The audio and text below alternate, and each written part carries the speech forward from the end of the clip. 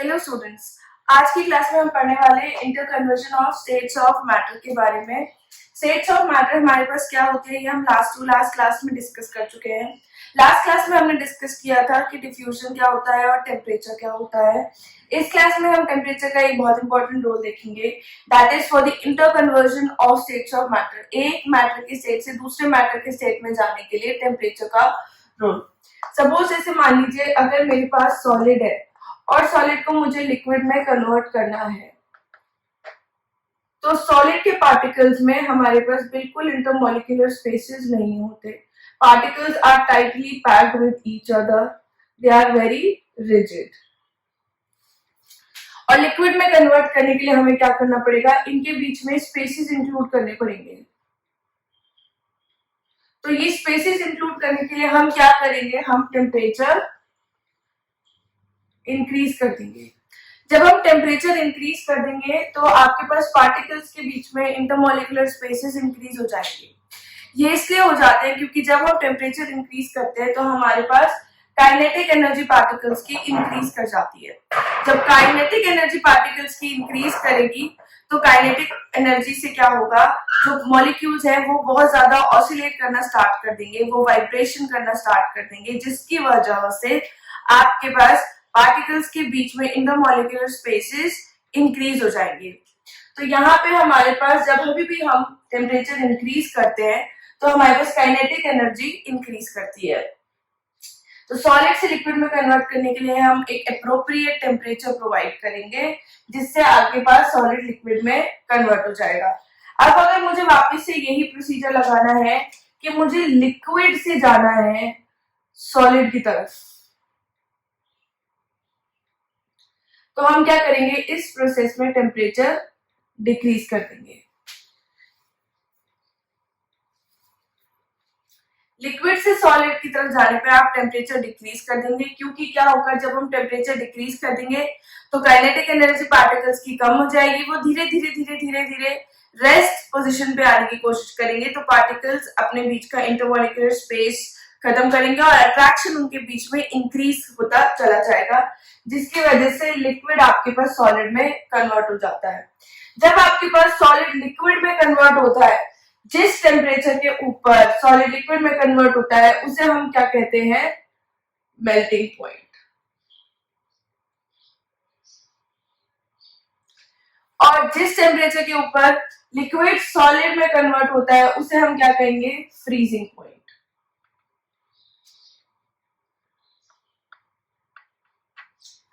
Eight atmospheric pressure. तो जब भी आपके पास नॉर्मल कंडीशंस में जब भी कोई लिक्विड में अगर कन्वर्ट हो रहा है सॉलिड और जिस टेम्परेचर के ऊपर हो रहा है वो उसका होता है मेल्टिंग पॉइंट। जब भी कोई लिक्विड सॉलिड में कन्वर्ट हो रहा है किसी टेम्परेचर पे, वो होता है उसका फ्रीजिंग पॉइंट। ये वैसे हमारे पास ऑलमोस्ट इक्वल होते हैं दोनों, क्योंकि जहां पे सॉलिड लिक्विड में कन्वर्ट करने लग जाता है, जहां पे लिक्विड सॉलिड में कन्वर्ट करने लग जाता है। जैसे हमारे पास वाटर के लिए वाटर आइस के साथ रहेगा, तो अगर आइस और वाटर के अंदर देखें हम तो इनका मेल्टिंग पॉइंट और फ्रीजिंग पॉइंट होता है 0 degree Celsius, that is 273 kelvin.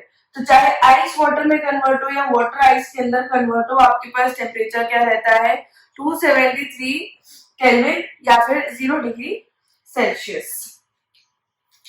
अब जैसे हमको मान लीजिए इसमें कन्वर्ट करना है, हमें जाना है जैसे मान लीजिए लिक्विड से गैस की तरफ। अच्छा, हमें लिक्विड से गैस की तरफ जाना है तो हमें फर्दर और पार्टिकल स्पेस इंक्रीज करना है। तो हम क्या करेंगे, जब हम और पार्टिकल स्पेस इंक्रीज कर रहे हैं तो हम टेम्परेचर और ज्यादा इंक्रीज करेंगे। तो हमने यहाँ पे टेम्परेचर और ज्यादा इंक्रीज कर दिया है, जिसकी वजह से और काइनेटिक एनर्जी मिल गई पार्टिकल्स को, और काइनेटिक एनर्जी के साथ वो गैसियस स्टेट में कन्वर्ट हो गए by increasing the distance between the molecules and by decreasing the intermolecular forces of attraction। जैसे आप मान लीजिए क्लास में अगर कोई बच्चा बैठा हुआ है और उसके अंदर बहुत ज्यादा एनर्जी है तो वो कोशिश करेगा कूदने फाड़ने की, इधर उधर जाने की। It is just like that कि अगर आपने टेम्परेचर प्रोवाइड किया तो आपने पार्टिकल्स को एनर्जी प्रोवाइड कर दी है, kinetic energy, that is of motion. अब अगर हमें गैस से लिक्विड के अंदर जाना है आप अगर किसी गैस को लिक्विड के अंदर कन्वर्ट करना चाहते हैं,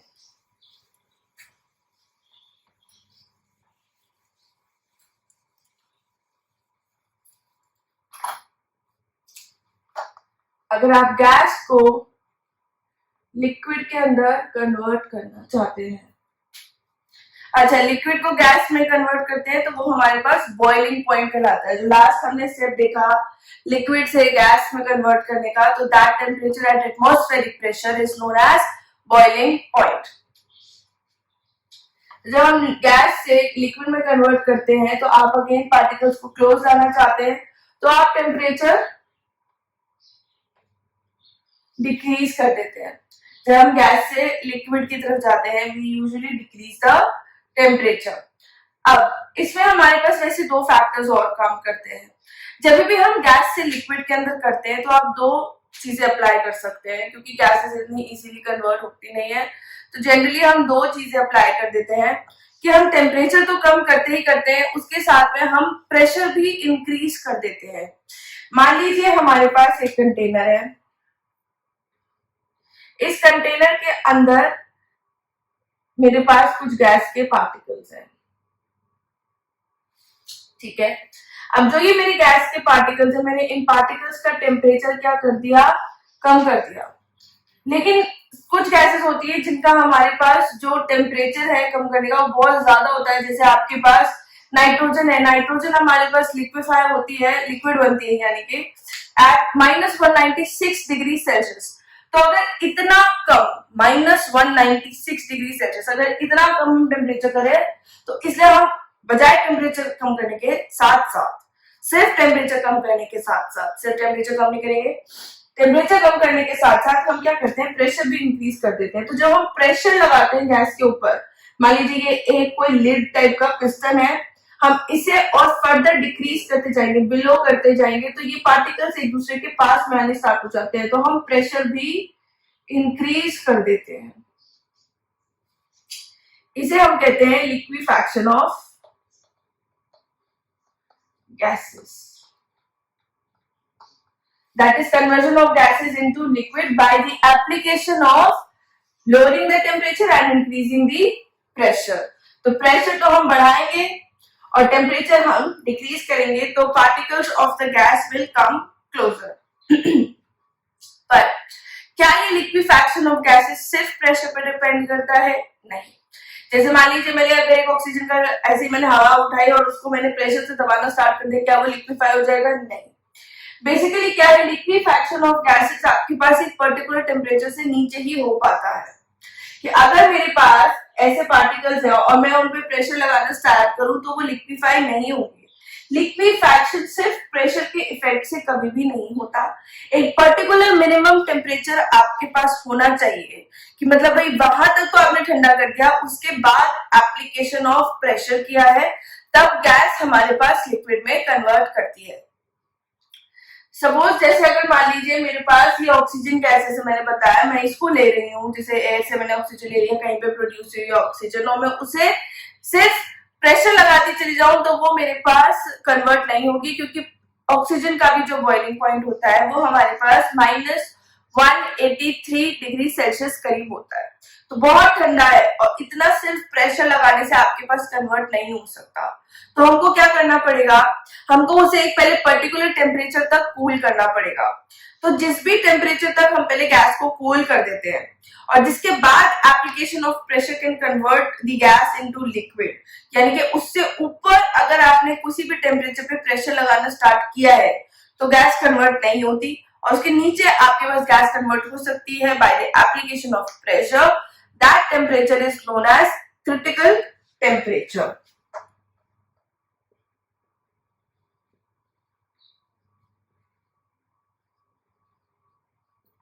It is the minimum temperature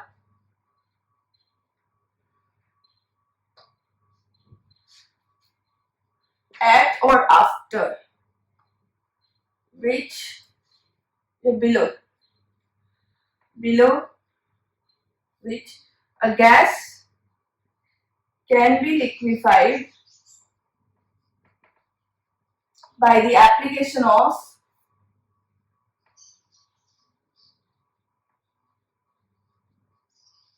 pressure. तो अब अगर हम प्रेशर लगाना स्टार्ट करेंगे तो आपके पास गैस लिक्विफाई हो जाएगी, ठीक है। तो गैसेस को हम दोनों चीजों से करते हैं, बेसिकली टेम्परेचर डिक्रीज करते हैं और प्रेशर इंक्रीज करते हैं। अकेला प्रेशर काम नहीं कर सकता, तो इसलिए हमें एक मिनिमम टेम्परेचर तक उसे ठंडा करना ही पड़ेगा।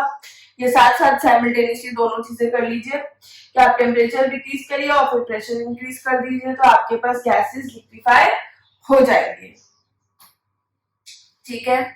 नाउ कमिंग टू, जैसे अगर हमारे पास कुछ चीजें ऐसी होती हैं जो लिक्विड स्टेट में एग्जिस्ट नहीं करती, कुछ चीजें ऐसी होती हैं जो डायरेक्ट गैसेस से सॉलिड में कन्वर्ट हो जाती है। जो चीजें डायरेक्ट सॉलिड से गैस में कन्वर्ट हो जाती है उन्हें हम सब्लिमेबल सब्सटेंसेस बोलते हैं, और उस प्रोसेस को हम क्या बोलते हैं, सब्लिमेशन। तो दे आर लाइक उनका बॉइलिंग पॉइंट वगैरह बहुत कम होता है, तो इसलिए वो डायरेक्टली सॉलिड फेज से एकदम गैस फेज में कन्वर्ट हो जाती है। तो अगर हम इस इंटरकन्वर्जन साइकिल को देखना चाहें, जैसे मेरे पास जब सॉलिड है, सॉलिड को मैं कन्वर्ट कर रही हूं लिक्विड के अंदर, और लिक्विड से मैं क्या कर रही हूं, सॉलिड के अंदर। जब हम सॉलिड से लिक्विड में कन्वर्ट करते हैं, इसको हम क्या कहते हैं, fusion. This process is known as fusion या फिर मेल्टिंग, जिसके लिए हमने देखा था मेल्टिंग पॉइंट। तो सॉलिड से लिक्विड में कन्वर्ट करने के लिए हम कहते हैं फ्यूजन हो रहा है, और जब लिक्विड से सॉलिड में कन्वर्ट होता है तो हमारे पास क्या होती है, फ्रीजिंग, ठीक है। तो लिक्विड से सॉलिड कन्वर्ट हो रही है, हमारे पास फ्रीजिंग हो रही है। जब लिक्विड से हम गैस फेज में कन्वर्ट करते हैं तो दिस इज कॉल्ड वेपराइजेशन, जो हमारे पास बॉइलिंग पॉइंट पे होता है। लिक्विड से गैस, वेपराइजेशन।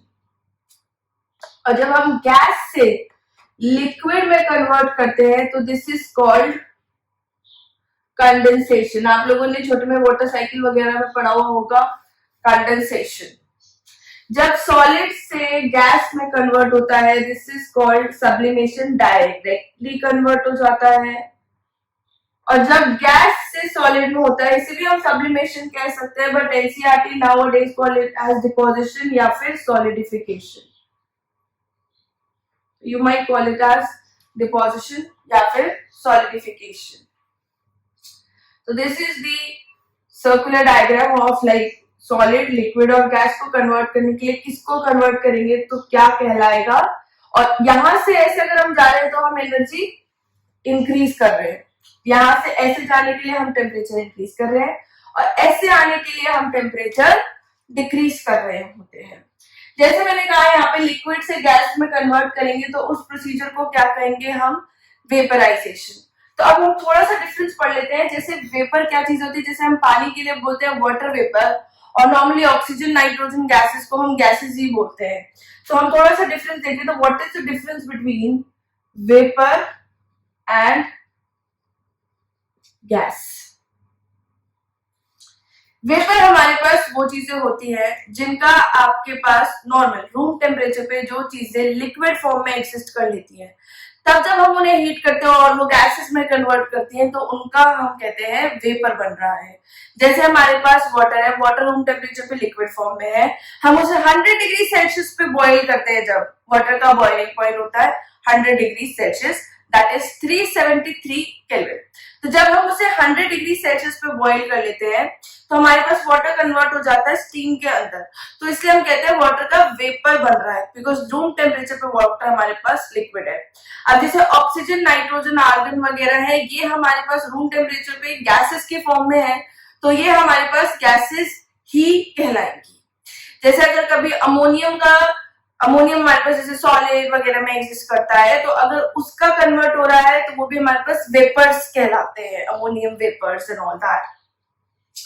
तो ब्रोमीन हमारे पास लिक्विड फॉर्म में होता है, तो ब्रोमीन का होता है ब्रोमीन वेपर। तो इसलिए हम वेपर फॉर्म उसके लिए कहते हैं जो कि आपके पास these are the substances which exist as liquid at room temperature, or these are for the substances which exist as gaseous form या फिर in the gaseous state of matter at room temperature। तो जो चीजें हमारे पास liquid form में present होती हैं एट रूम टेम्परेचर जब हम उनको गैसियस फॉर्म में कन्वर्ट करते हैं तो उनका वेपर कहलाता है। जो चीजें हमारे पास ऑलरेडी गैसियस नेचर में है वो गैसेस ही कहलाती है, बट ये प्रोसीजर वेपराइजेशन ही कहलाएगा। But this is the difference between vapours and gases. अब इसके आगे नेक्स्ट क्लास में हम पढ़ेंगे effects of boiling point, sorry effect factors affecting boiling point and melting point वगैरह इन नेक्स्ट क्लास।